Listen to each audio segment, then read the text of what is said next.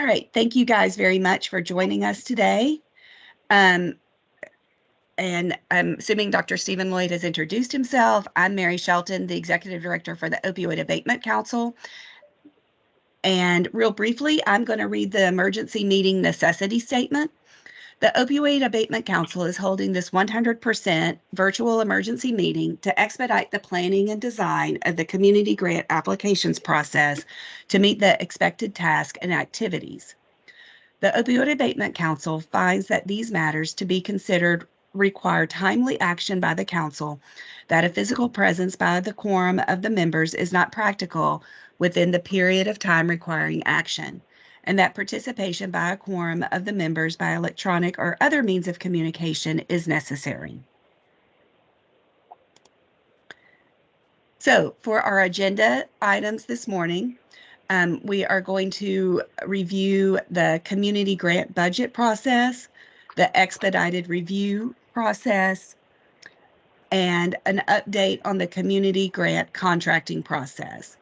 There are two of these that we are going to ask the council if they're ready to make a motion and a vote on, and that is the budget for the 2024 community grants and the structure for those grants, and then the expedited review process, which is the Meharry Rise project.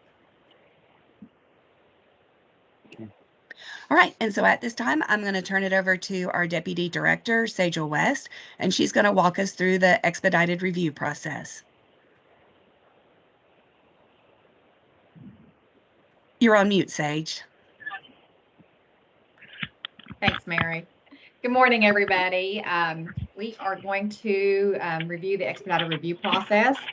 As you recall on the, let me get to the right slide here. Mary, can you? Here we go. All right. On the October 2nd meeting, the council approved the expedited review process, and they determined 3 criteria. That the council found the proposal to be urgent in nature, and that the proposing agency be able to engage patients or clients with the community within 30 days, and that the overall score of the proposing agency's application be 85% or greater. And then to move a application to the expedited review process, it would have to be nominated for review by a council member or a Opioid Abatement Council staff person. The Opioid Abatement Council chair requested an expedited review of all harm reduction applications that met the following criteria. They were to include naloxone distribution, be a statewide project, have a component to link individuals to treatment, and also have a media component. There were 29 applications that it had a harm reduction strategy, and 3 applications met the above criteria. During the December 14th meeting, the council approved the expedited review of those 3 applications that met the criteria. The OAC office, at that point, there was not a scoring process in place, but with the approval of those applications to go through, the 3 applications, the scoring of these applications was expedited, and they were assigned to the scorers and the appropriate council member to review and score. Out of the 3 applications, only one of these applications scored above 85% or higher, and that is the Meharry Rise project. Now we'll briefly do an overview of the project.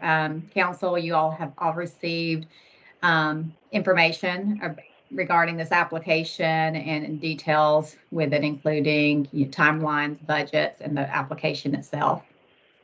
The Meharry Rise project, in summary, it's a 6-month emergency statewide initiative led by Meharry Medical College, and they're proposing to work with local abatement councils at the county level in all 95 counties, the counties that have councils already set up, and at a statewide level, working with 24 outreach organizations.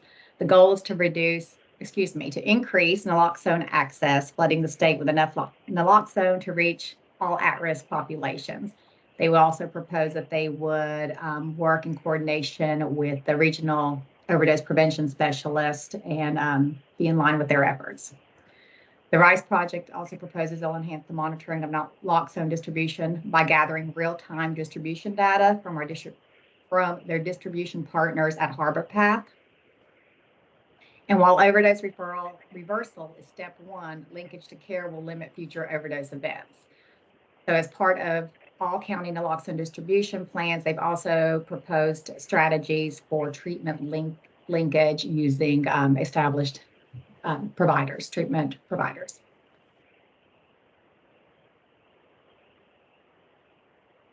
The funding request is $7.5 million for 1 year. We also wanted to share current state efforts. So the Department of Mental Health and Substance Abuse Division of Substance Abuse Services has provided the following information.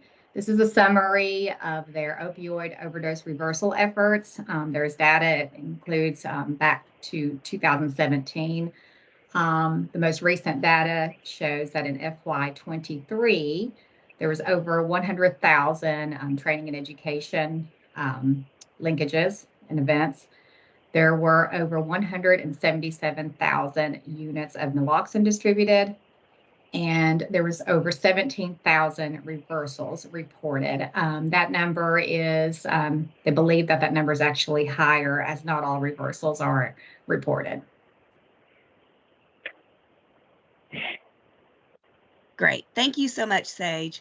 So before we move to take a vote on the expedited review process, I thought it would be helpful for us to have a conversation and hear some suggestions from the Opioid Abatement Council office about the budgeting around the community grants, because these go hand in hand. If the Opioid Abatement Council approves the expedited review process, then we also need to know how much money is available.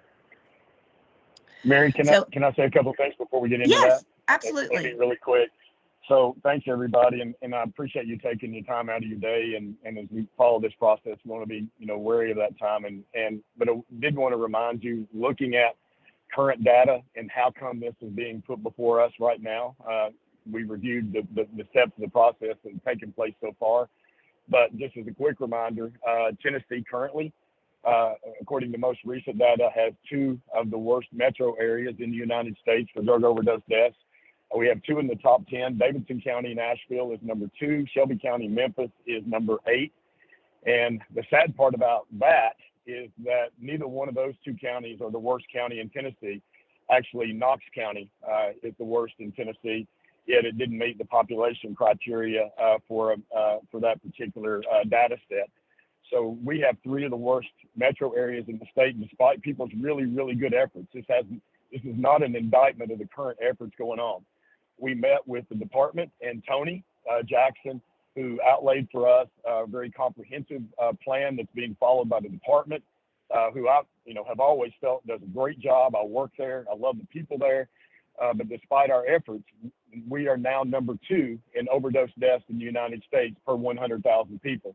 So to give you an idea, West Virginia is number 1, and unfortunately for them, they're number 1 by a wide margin with a little over 90 overdose deaths per 100,000 people. Tennessee is number 2 at 56.9. So that is the reason for this expedited review and where we are right now. And my prayer is that we never have to do this again. So go ahead, Mary. Great, thank you, Steve. As we share out in most of our meetings, I like to update you guys on the current trust fund balance. And the latest statement we have is from the end of December, and the cash on hand is $99,731,368.09. So this is kind of a starting point, and I'm going to walk the council members through some math and some suggestions that we have around planning for the community grants. So our focus right now is going to be on the community grants. So we have received updated information from the Attorney General's office. And as many of y'all have probably seen in the media, there have been several other lawsuits that have been settled.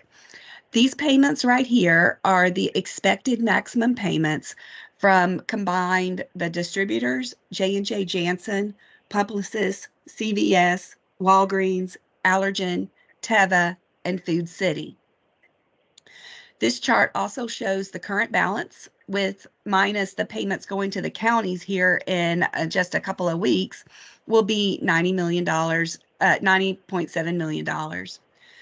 The numbers here are the funds that would be available solely for the community grants. So we have backed out the 35% that automatically goes to the counties.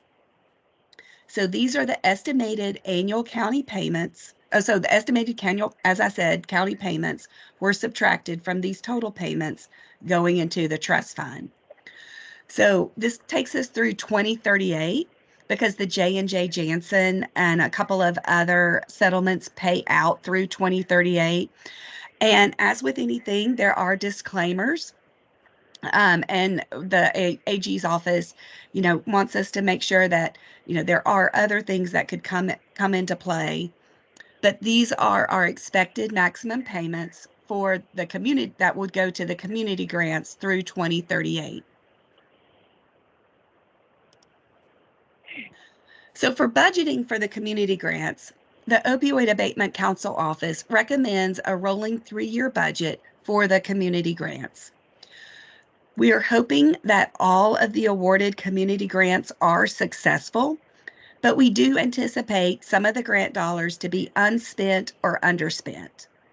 This is just from our experience from managing grants across the state for many, many years. This will also allow for the possible fluctuations in the funds received from the National Administrator. This is timing, other bankruptcies that could potentially happen, or prepayments if one of the settlement folks want to prepay on their amounts rather than having it spread out over a number of years. But these are just things to consider.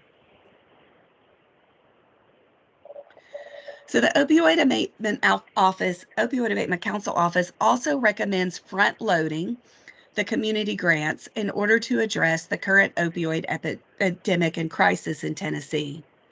There is funding in the trust fund from 2022 and 2023, which will support these current grants.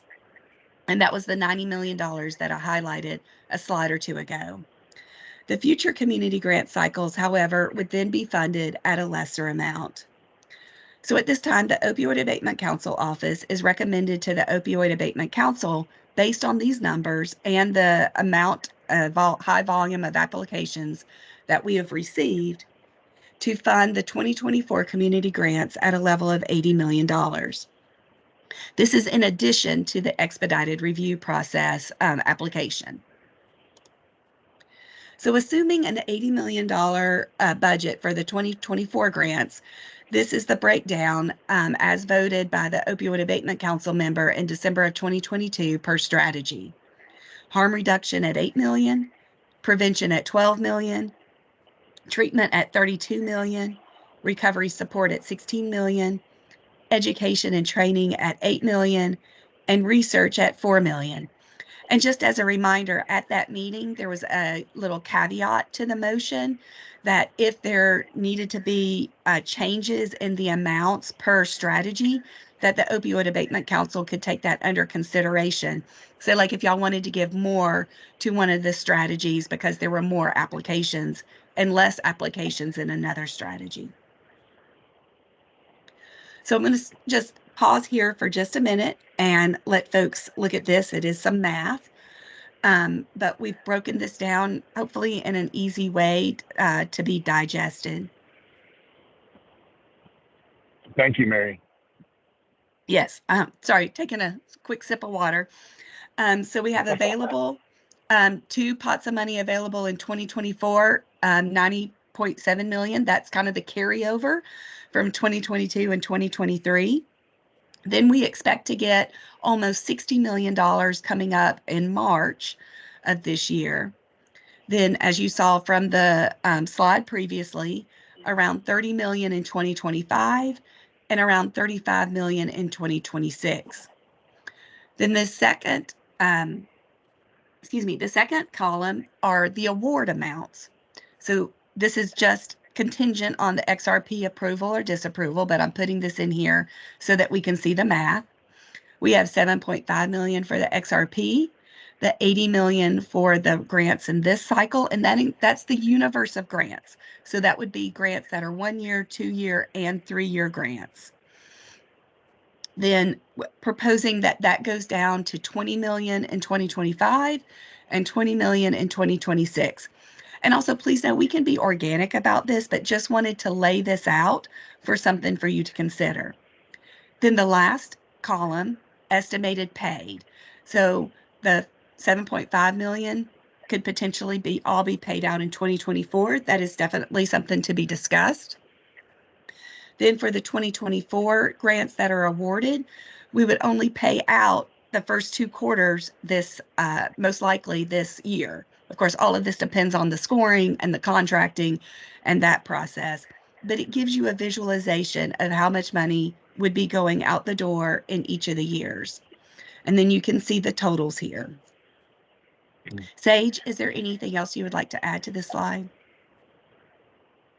Marion, I think you covered it. Just to point out that the estimated paid in 2025 and 2026, of course, that is higher. You see that as the 75 million, because that would include the 2 and 3 year grants that are awarded, in 2024.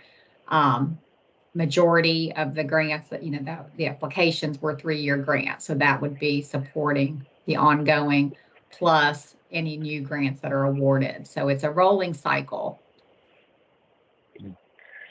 So Mary, from a procedural standpoint, we've got 2 separate matters before us right now. We've got the expedited review of the Meharry application. So that's one.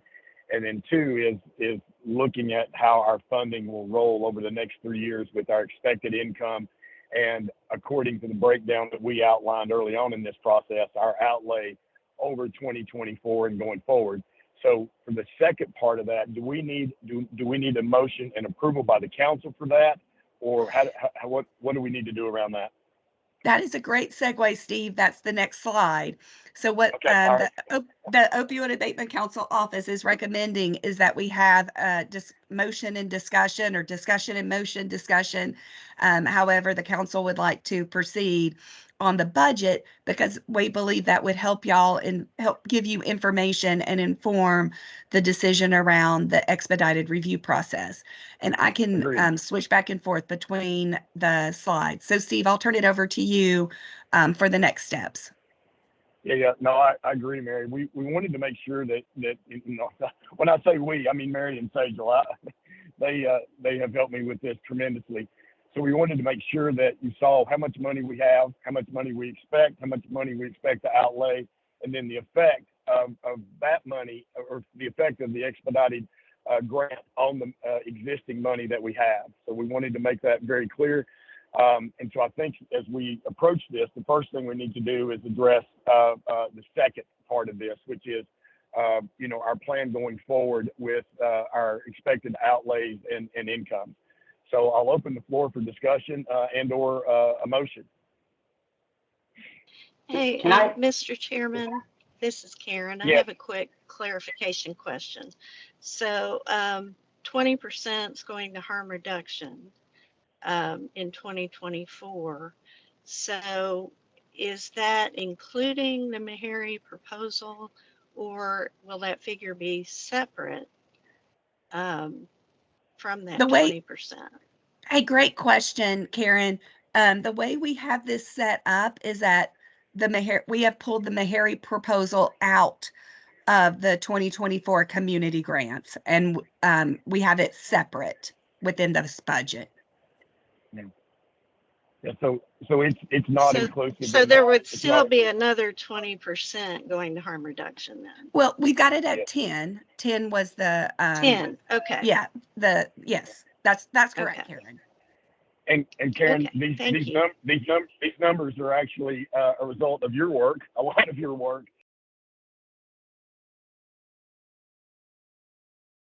to adjust those as we go forward, because all of us, when we voted on this breakdown, realized that it was our best guess and the best that we could do with the information that we had. So wanted to make sure that we still have that 10% available for for harm reduction going forward.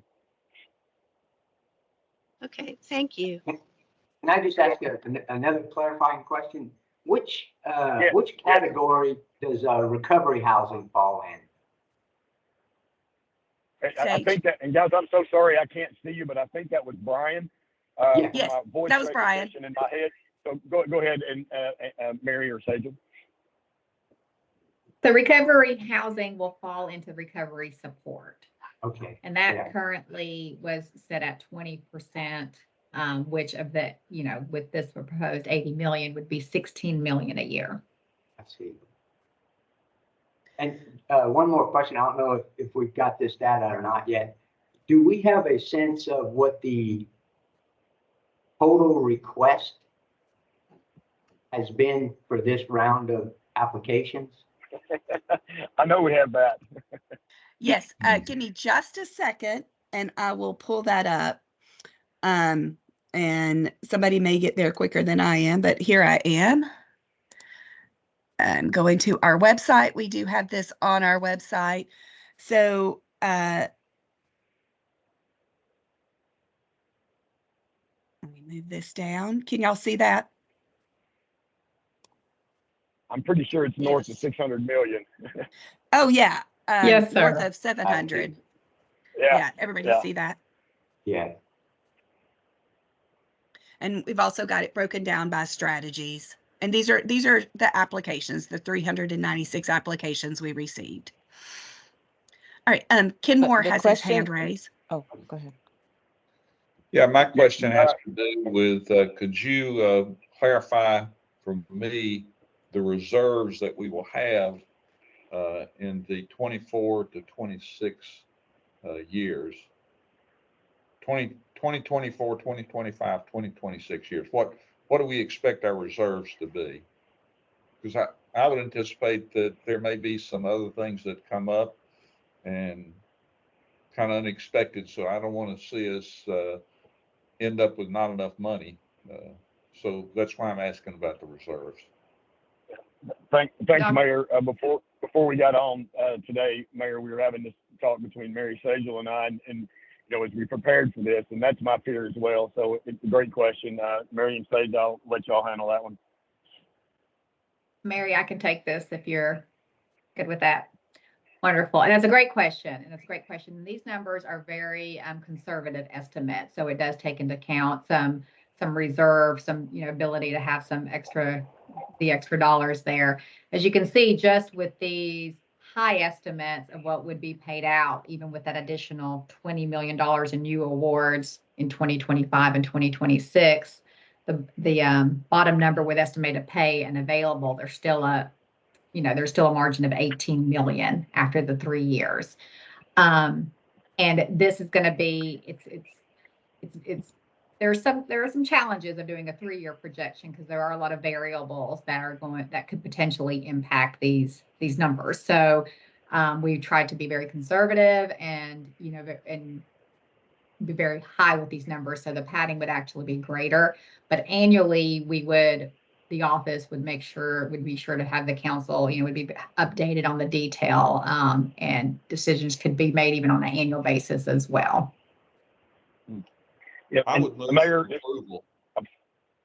I'm sorry, Mayor, go ahead. I can't see you all and I can't see your hands up. So I think I have a motion for approval from Mayor Moore. That's correct, for the budget. All right, for the budget. So the second of our 2 items.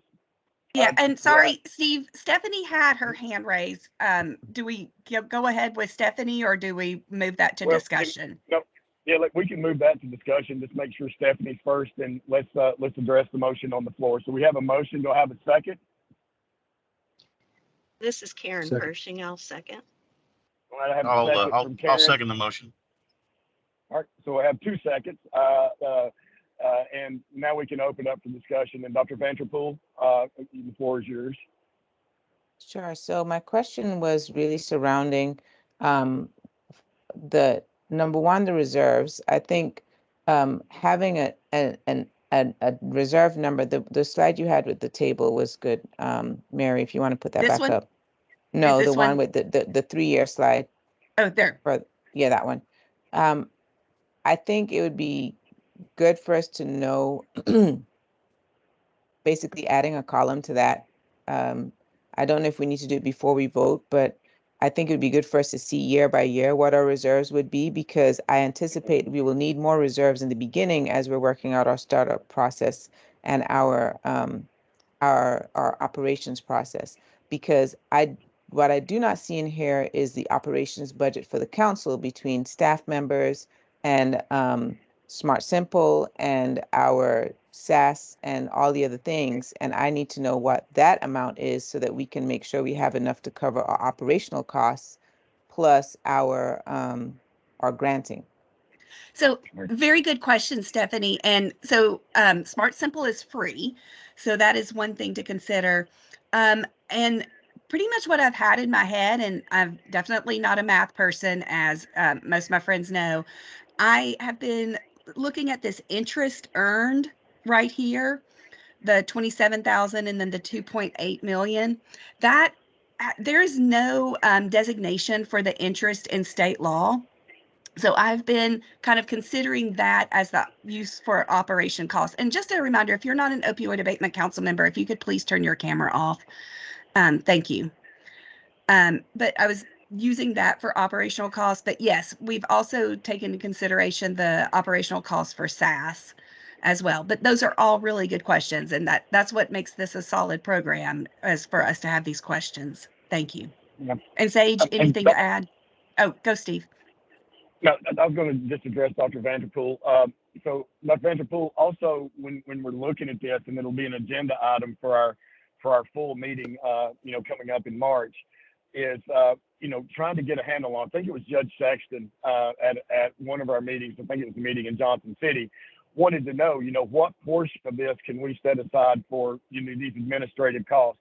And so we didn't, that question wasn't just blown off. We actually done some investigation. We got some ideas of percentages from existing state departments and then some other places that we've looked. So we will have something like that to put forward at our next meeting. But I do love the idea of another column. So we've got that reserve over there. My nightmare is waking up one day and figuring out we don't have enough money to fund the things that we said we're going to fund, as Mayor Moore said. But I do love that idea of a third column, so we know how much we have, for lack of a better word, banked. And So Sage, I'm Go sure, ahead, can Sage. create that. Right. I'm I guess creating it- it I as guess- we speak right now. Yeah. Oh, Wonderful. yeah, Sage, could you create it real time? And then, I don't want to put you on the spot. Maybe I should text you. I'll text you. Okay, go ahead. Next caller. Well, I'm sorry. I just wanted to be clear that I think it's our responsibility to understand what that number looks like before we vote on this budget. Because if we don't have clarity on our operations budget and what our reserves need to be, then us voting on an $80 million 2024 disbursement does not make fiscal sense. So my recommendation would be to hold off on voting until we can see what our calculated estimates are going to be, because in all fairness, depending on interest to be part of our operational funding is a little concerning to me, given the volatility of the markets. I'm not sure where our interest is coming from, if it's CDs, if it's bonds, if it's something that's more stable. But I like the fact that we earned $2 million in interest, but I don't know if we can count on that for the next 15 years to earn at that rate. So that's why I'm trying to make sure we've really got clarity on our operational margin. All right, Sage is doing some math right now. In the meantime, Clay Jackson has joined us and he has his hand raised. Clay? All right, Dr. Jackson. I agree with my colleague, Dr. Vanderpool, that it's premature to vote on this budget. We do not have in this budget operational expenses accounted for. We do not have an estimated reserve at the close of each fiscal year. In addition, as our executive director has mentioned, we have earmarked tentatively interest income to partially or completely fund operational expenses. And I have grave concerns regarding that as an ongoing revenue stream. Our interest income should be very high this fiscal year compared to following fiscal years, because as of yet, we've distributed no monies. And so we have large amounts of capital in our account because we haven't given out any money other than operational expenses. And so the goal should be, to give out much more money through our granting. That's going to reduce our ability to have interest income.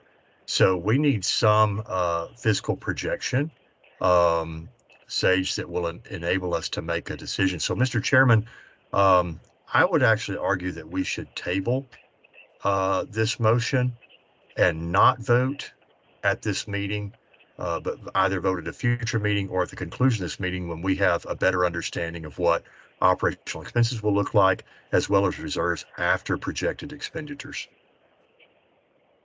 All right, so we've got a motion on the floor, Dr. Jackson, that we'll have to address. I think by Robert's Rules of Orders we'll have to address, and then depending on that, then can you help me out here a little bit, Sam? I can't hear Yeah, Sam. so Okay. hey, Dr. Lloyd. So we're either, if we're going to vote on the tabling, we have to have a second to table the motion. Yeah, so And then, the whole purpose, Mr. Chairman, of proposing table is that we don't have to reject this motion. Because I will tell you, if we vote now, I will reject it. And I think many of my colleagues share that sentiment, but in order to not reject the motion, it is possible to table. If someone would second for me, that we would then vote to table or not to table. If we vote not to table, we'll take a vote on the motion that's pending. If we vote to table, then that's exactly what we do. Sam, you can correct me if I have not read Roberts correctly. no, you're right, Dr. Jackson. And when you table the motion, it's the tabled motion is not open for discussion and cannot be amended. Okay.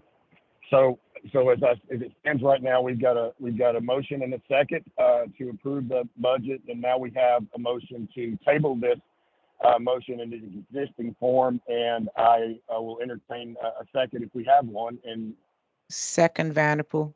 Yeah. Okay, we got a second from Dr. Vanderpool. Is there any other discussion on the tabling of the motion? Ken Moore has his hand raised. Dr. Moore, I'm sorry. Whenever you table it, should you give a date when you will reconsider that motion? That can come from the chair to pick up a tabled motion, or it come from any member of the council may propose a motion to remove it from the table and bring it out for active discussion. So 5 minutes after we talk, Ken, if you want to take it off the table because you see that Sage has added columns that you like or don't like, then you can move to take it from the table. And if we have a second and it passes, then we take it up for active discussion again. And Sam, again, I will yield if I have misinterpreted Robert's rules. No, you're right. And as I said before, like the tabled motion is not open for discussion. That's right. We'd have to vote to take it from the table. Okay, I got it. So, Mary, can we just go ahead and proceed with a roll call vote? And how many council members do we have present before we take this vote?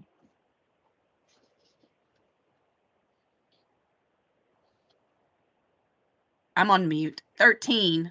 I believe we have 13. We've got 13. So the motion on the floor for roll call vote is to table 12. Is to table the current 12. Okay, is to table the current motion to accept the proposed budget. So, Mary, if you'll proceed with the roll call vote. Armando Fontes. Yes. Brian Buck. I'm good with tabling it. Casey's not here. Sharm. Yes. Clay. Yes. Karen. She may have left. We may be down to 11. Yeah. Okay. She had to do her talk. Go ahead. All right. Ken Moore. No. Lisa Tipton is not here. Mike Flynn. Yes. Shane Sexton.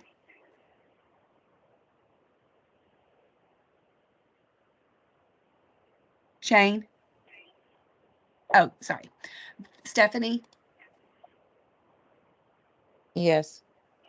Steve Lloyd? Nay. Tim Fournette? Yes. And Tommy is not here, I believe, and Wayne Wyckoff. Table, please. All right, so we just had, According to my calculation, the motion to table carries, and so we shall table the motion on the floor to accept the budget. all right, so I guess right now, that budget is tabled. Sage is doing some math. The other item that was up for discussion and a possible motion is the expedited review application, the Meharry Rise project. So just a question, Council Chair and Council, is this something that y'all want to address right now, or do you want to wait for the budget? I would like to address it right now, one way or the other, and I realize the ramifications of that, but we got a pretty good idea of the money we had, and I know that that's not, that's for some folks that's a hairy thing. So I certainly respect the the brain power of the council overall, but I would like to address it now. All right. I have a question before we make a motion to address it. Can we get, before we move to address whether or not we're going to vote on the expedited review, can we get the feedback from the council member who reviewed the application? So Sejal gave us a good summary of it, but who was the council member that, or are we not making that public? Who is the council member that reviewed the application, and can we talk about the grading in a little bit more detail? Because we've seen the application, but it was said that the average grade was over 85. Can we have some discussion on why that was merited, so that the rest of the council members can understand the thought process? Sam, I would defer to you. I don't know if we have a process, and I've not spoken to the council member who graded the application to find out if they would be interested in talking. I don't have a process. I got you. I'm just asking. Yeah, Sam, I don't know if you have a thought.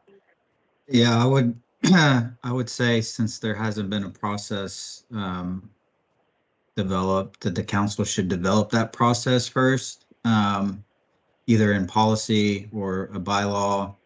So that would be my recommendation, but would defer to the council. But I guess my experience so far, I hesitate to do anything that we don't have a process for, and I certainly appreciate the question, Dr. Vanderpool. And so I think that, I don't know that we have a way forward with that right now, and we, certainly haven't given the council member a heads up that they would need, they would be addressing this.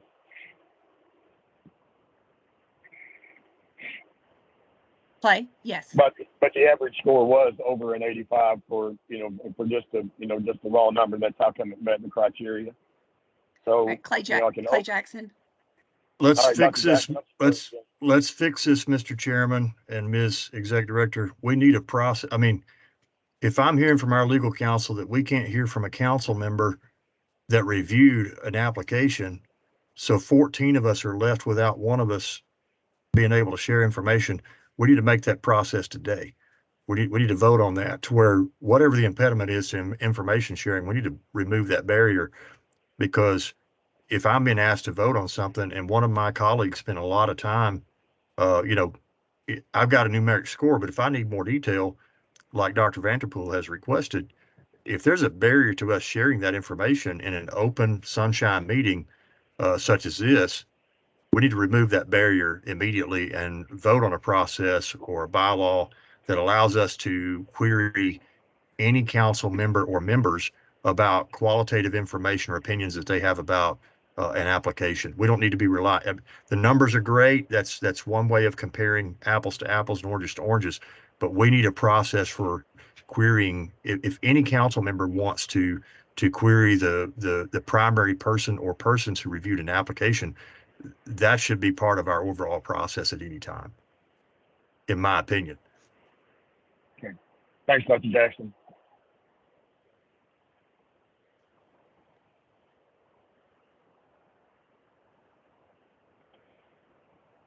So where we are at this point, if I want to summarize, I have voiced the fact that I would like to address this issue today. I haven't heard a motion to do so one way or the other. And then now I've got a request from Dr. Jackson that we establish a process whereby a council member is allowed or has a mechanism to voice to their fellow council members their thoughts around how they arrived at their score for this, for, I guess, any particular project. Is that correct, Dr. Jackson? Yes, Mr. Chairman. I move that this council establish a bylaw or standard procedure by which, during the discussion of any potential funding of an application, that at the request of any member of the council, the primary reviewers of the application for funding be allowed to discuss their reasoning for the score that was given or any concerns or positive views that they have of said application. Okay, got a motion on the floor by Dr. Jackson. Second, Vanderpool. Have a second by Dr. Vanderpool. Any discussion? My only question would be, have the members of the council had the opportunity to review the application themselves and potentially score it themselves if they have a question about it? Yes, they did receive the application. No, they cannot score the application because it was only assigned to one opioid abatement council member. Yeah, I think if I hear Dr. Moore correctly, and I understand it, in my thought process, when I read the application, even though I'm not scoring it, I've got in my head one way or another, not necessarily a score, whether or not, but whether or not I think this is a good idea. And I think we all have had that opportunity as it was sent to us.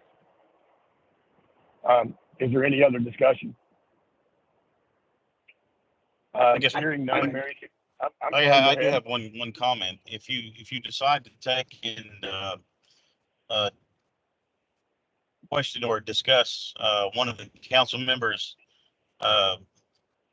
scoring process and or why they may have gave a certain score based on an applicant, there needs to be advance notification that this will be brought up in a public meeting so they can better prepare and look at answering answers or questions, because we go through several applications and we look at several things. And so you don't want to arbitrarily just pop up and start asking questions about one score they give after they've looked at 20 or 30 different applicants. And I think that needs to be part of the process. Right. And I'm having to go on voice recognition again, but I think that was Armando. And that was my concern, Armando, as well, because our council member who scored this, and I don't know who it is, would have no advance notification, and I'm sure has slept a night or two since they scored it. So I agree with that being part of the process, but we need to we'll go ahead and address the motion on the floor and then get into the details of what the process needs to look like. So do I have any other discussion? Can I ask how many council, can I ask a question? This is Sharm. Absolutely. Yes. The floor is yours, General. How many council members have reviewed the Meharry Rise project to come up with the average score of above 85? It was one council member. So each application receives a score from a council member. Each application receives a score from the grants analyst, and each application receives a score from the deputy director. So the average score was a combination, the averaging of those three scores. So it included one score from an opioid abatement council member. Okay. Yeah. Thank you. And General Allen, this was the process that we had, discussed at our past meetings, that, each application would get those three components of it, and then the average score taken. So I appreciate it. It's a reminder. I forget myself all the time. All right, any other discussion? All right, I can't see any hands, Mary, or are there any hands up that I can't see? Yep, no other hands. Okay, if you want to, if you would, go ahead and proceed with the roll call vote. All right, Armando Fontes. Yes. Clarify the motion, please. Oh, okay, I'm sorry, go ahead. Would you clarify the Clay. motion, first, Mary or Sage? Clay Jackson, can you clarify the motion? Not unless you play it back. I can say it well once, but not twice. The motion, Ken, is that this, in summary, that any member of this council at the time of discussion of a proposed funding of an application may request from the council member who scored the what's the title, Mary? The assistant director or the grants analyst. Yeah, We can any of the three scorers. We can request details. It was coming through just the council member, not the state staff. The first motion was just the council. No, the member. first he said any of the people who scored the grant the first time too. Oh, I missed that. I may need Sam to weigh in on that. So to jump in here, I guess to make it consistently and can make it fair, if we're going to review a score, then you're going to have to hear from all three parties that have scored that system. You can't absolutely. You can't just single out one party, being the council member, and see how they came about to their score. Because remember, the whole purpose in doing this was to have three separate viewpoints looking at a set of credentials that we created that actually established that score. So I think part of me agrees with yes, publicly looking at it if there's any questions, but on the other hand, we've already established a scoring process that we look at, and does each of these applicants meet those guidelines? So part of me also says, why there's no point in making it a public issue if we're already looking at an established score system. Okay, sorry, I'm sorry I missed that in the original motion. Yeah, I mean, with due respect, I don't think this is an issue for Sam. I mean, we're voting on what our process is going to be. Okay. If we violate our process, I think that's an issue for Sam. Okay. All right. Just making sure. Armando, I definitely hear your concerns about public meetings versus an established scoring system, but we are all brand new to this process, and we've been tasked with somewhere slightly south of $1 billion in revenue allocation. And I think we need more discussion, not less. The whole purpose of the Sunshine Law in this state is to have these, no backroom deals and transparency is the goal. And so I think that if we need information about an application, we should be allowed to ask. That needs to be part of the process. So I'm sorry, Mr. Chairman. I was asked to clarify a motion, but one of my colleagues had a question, so I'm just I know you clarifying my clarification. I'll summarize. The motion that's currently on the floor that I proposed and was seconded was that that at the time of voting upon a proposed application for funding, if any member of the council had a question regarding the reasoning behind the score given by any of the three scorers, that we could request that reasoning be given with any comments that apply thereunto.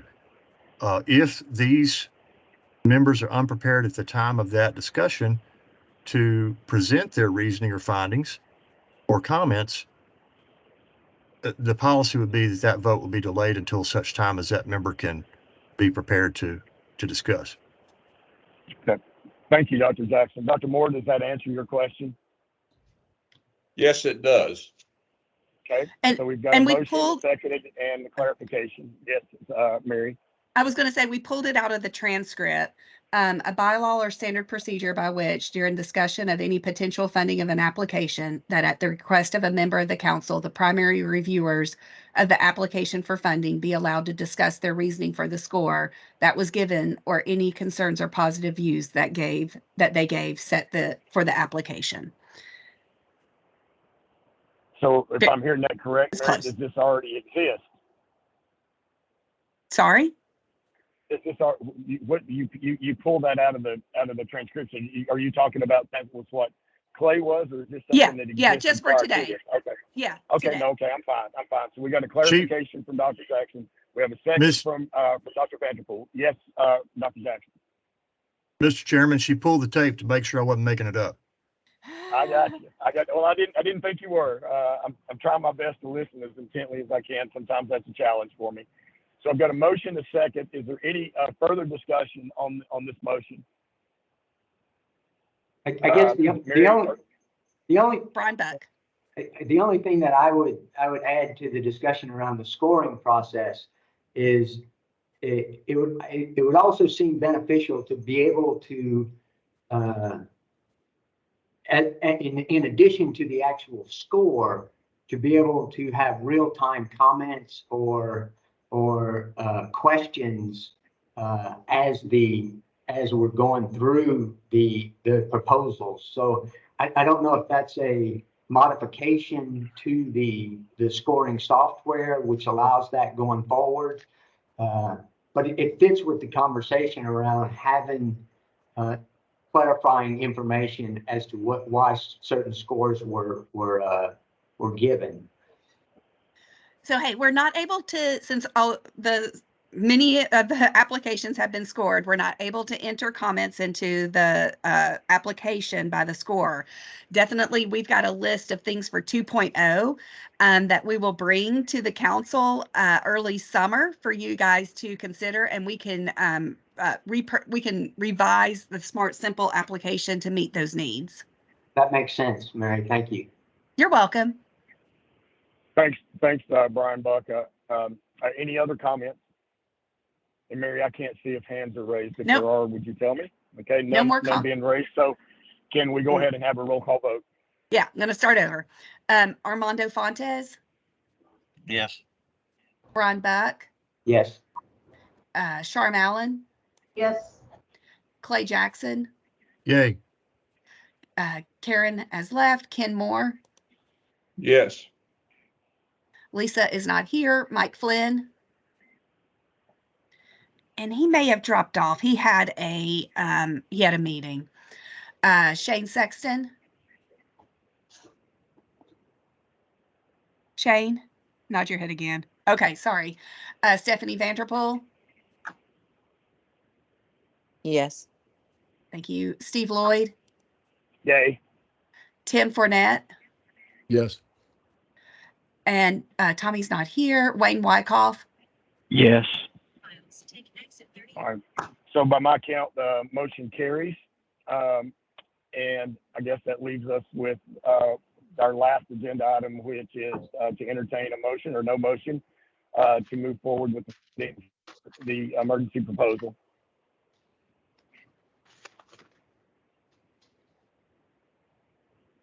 Hearing none, I will move. The chair moves that we fund the emergency proposal for overdose reversal drugs for the state of Tennessee by the Opioid Abatement Council as presented. Do I have a second? I'll second it. I don't know who that was. I'm sorry. I have It was Armando. By Armando Fontes. Is there any discussion? Are the individual scores prepared to provide feedback on their ratings? We didn't have a process, Brian, for that. That was the reason for the last vote. So I would tell you no, and I guess the answer to that's no. Okay. Any other discussion? Stephanie Vanderpool. Okay, Dr. Vanderpool. Yes, my question here was, I know there was some back and forth regarding the two budgeted amounts that were sent out to us for budget justification.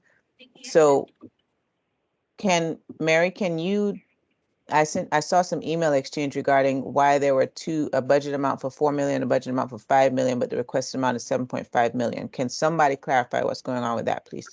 Sure. I was trying to anticipate questions that may come from the council, that if there was a a scenario where a council member did not want to fund the full 7.5, I asked Dr. Cooper for what a budget would look like at 4 million or 5 million. So the requested amount is 7.5, but just trying to cover all bases and make sure that y'all have enough information. Clay? Mr. Chairman, just a point of order as I understand it, and again, I'll yield to Sam if I'm in error, but if the council members would desire to query any of the three primary scorers regarding the reasoning around the scores that were given, as we've just established that process, if those colleagues of ours are not prepared to discuss that today, we would have a parliamentary path forward to table this motion until such time as those folks could be prepared. If we take a yes or no vote now, I don't believe we have a mechanism for coming back and funding this later if council members vote no. So my concern, digitally, it's difficult to take the temperature of the council, but my concern is if we feel we don't have enough information to fund this today in good faith, I would hate for this project, which I feel is most likely worthy, I would hate for it to fail to receive funding because we lack clarity of information. And so if any council members are considering not being able to vote yes for lack of information, then I would say from a parliamentary standpoint, it makes a lot more sense to table this until those three principals or a majority of those principals are willing to discuss their scoring. So is that a motion to table this motion, Dr. Jackson? That is a point of order. And I would leave it to others to, I've made enough motions today, but if everybody's gung ho and ready to vote yes, you think it's a worthy project, we don't need a table. But if there are those of us who have some concerns, but like to hear just a little bit of discussion on a big ticket item, it's $8 million if we're rounding. If you want to hear discussion, don't vote no today because we don't have a way to go back. Vote, somebody move for a table if you think you can't vote yes today. That would be my parliamentary counsel. Sam, am I right about the legal procedure, not the merits of the proposal, but the parliamentary procedure? That's correct. If you vote to essentially no on the motion, then you can't go back on it. Yeah, a no is irreversible. A table we can deal with because we can pick it up at any time. All right, we have two hands raised. Tim Fournette. And Dr. Fournette? I agree with Dr. Jackson. At this point, I don't feel comfortable. I think it's a good project. I don't feel comfortable on voting on the full amount and going forward with it. So I'd put a motion up to table until we can discuss it more. Okay, we got a motion on the floor to table the motion on the floor to fund the emergency project. Do I have a second? I'll second. It's Sharm. Second by General Allen. Can we proceed with a roll call vote, Mary? Yes. And I'll unmute. Okay. Armando Fontes. Yes. We're tabling the motion. Armando Fontes, yes. Brad Yes, Buck. tabling. Yes. Casey's not here. Sharm. Yes. Clay Jackson. Yes for table. Karen is not here. Ken Moore. No. Lisa's not here. Mike Flynn. Oh, he has stepped out. Shane Sexton, I'm looking at you. Is that a yes? Yes, that's a yes. Okay. Stephanie Vanderpool. Yes to table. And then I have a question after we've completed the vote. Okay. Steve Lloyd. Chair votes nay. Tim Fournette. Yes. And Tommy's not here. Wayne Wyckoff. No. All right. We have 3 no's. So by my count, the motion to table carries. And Dr. Vanderpool, you wanted the floor. You're recognized.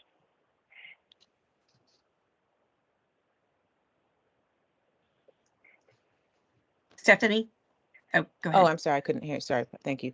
I'd like to propose that we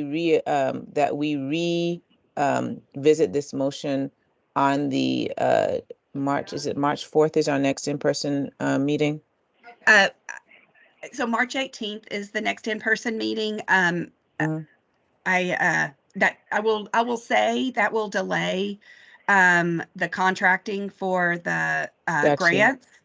So I mean, I'm happy to work with the Or chair we to can, schedule we can schedule another emergency meeting, I suppose. emergency I just meeting. wanted to, yeah, Yes. that's fine.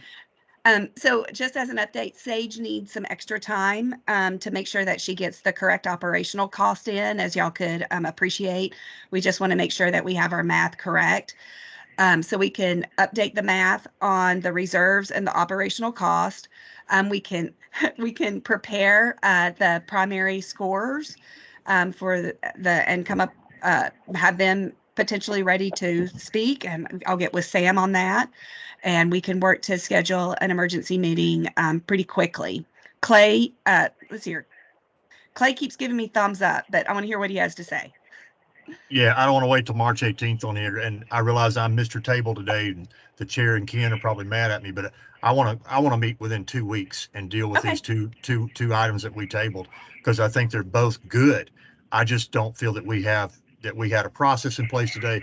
We've taken care of that. This is not about kicking the can down the road indefinitely. We got to get money out the door, but we want to get it out the door responsibly. So I say we meet again for an emergency meeting in 2 weeks, and we may be able to do that in 15 minutes, but I would urge the chair to call an emergency meeting within 15 days to deal with these two tabled items. Absolutely. And Ken Moore has his hand raised. Ken, was that left over, or do you still have a comment?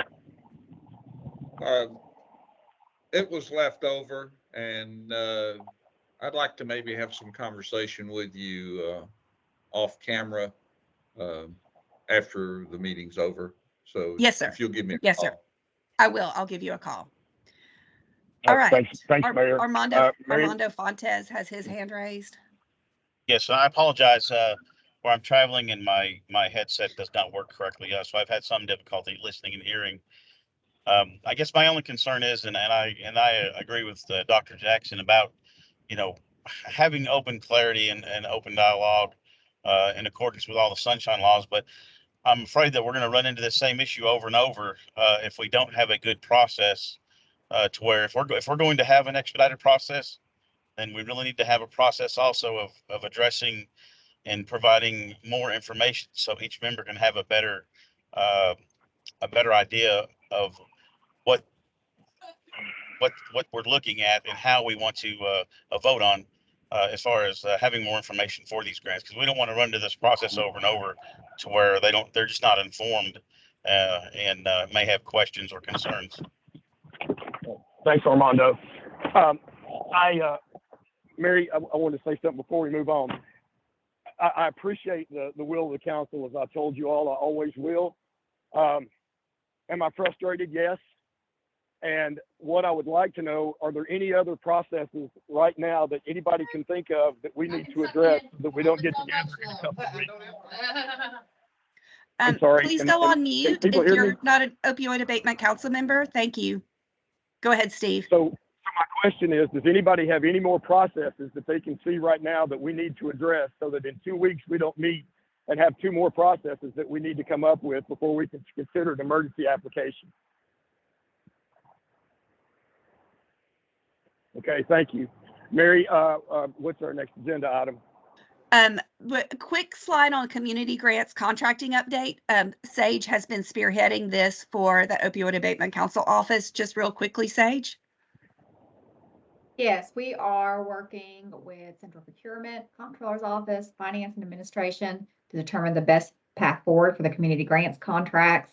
The Department of Mental Health and Substance Abuse Service, Office of General Counsel, and their contracts division is assisting with creating the contract. So myself and Sam have been working hard on that. We're trying to, make sure we are able to streamline this process and ensure we have a good contract in place with good accountability for the council's review and approval. Great. Thank you, Sage. And then our final slide, Steve, Mr. Chair, is public comment. Would you like to open it up for public comment, please? Absolutely. Before I do, I appreciate everybody who participated in our training with the AG's office. I thought it was outstanding. the things we covered surrounding the Open Meetings Act. It was beneficial. I learned a ton, and I hope everyone else did too. We'll try to get out the shrunken version of Robert's Rules of Order that JP had for us. With that said, when it comes to time for public comment, I want the public to understand it's public comment. We will not be answering questions during this time. It is a time for comment. And if things arise out of that, then we'll tell you the mechanism that we can address any questions that you might have. I just wanted to make that clear. So with that said, we'll open the floor for public comment. Please leave your camera off until you are recognized. If you would like to make a public comment, please click the raise the hand icon, and then we will recognize you. All right, we have Lottie Ryans. I recognize somebody from my neck of the woods, Lottie Ryans. Good morning. First of all, let me thank everybody who's participating. I really appreciate the responsibility you guys must be feeling for this money and the opportunity to take care of Tennesseans. I don't know how to raise this as a question, but you all were showing the categories of funding. I assume there would be applications that might cross multiple categories. At some point, if we might understand how you would be parsing those out and funding those. Thanks, Ms. Ryan. Any other comment? I do Mary, not is there see. anything I can't see? No, I don't see any other hands raised at this time. Nope, Okay. no other hands are raised. So does that take care of our business at hand for today? Yes, those are all of our slides and all of our topics. Okay, and I haven't ever done this before, so I may have been messing up with regards to Robert's Rules of Orders. Do I need a motion to adjourn, or can I just adjourn, Sam? You need a motion. Okay, do I have a motion to adjourn? Here's your motion to adjourn. All right, it's my favorite motion of the day. Do I have a second? Second. I'll second it. All right, thanks, Dr. Moore, for second. Any discussion? Mary, can you proceed with a quick roll call vote? Yes, Armando Fontes. I think we've lost a couple of people. Okay. Brian Buck. Yes. Casey's not here. Sharm Allen. Yes. Clay Jackson. I think he's gone on mute. Karen Pershing has left. Ken Moore.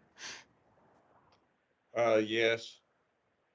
Lisa's not here. Mike has left. Shane Sexton, I'm watching you. Yes. Stephanie Vanderpool. She may have left. Steve Lloyd. Yes. Tim Fournette. Yes. Tommy's not here. And Wayne Wyckoff. Yes. All right, motion carries. Thanks, everyone. We stand adjourned. All right. Thank you guys very much.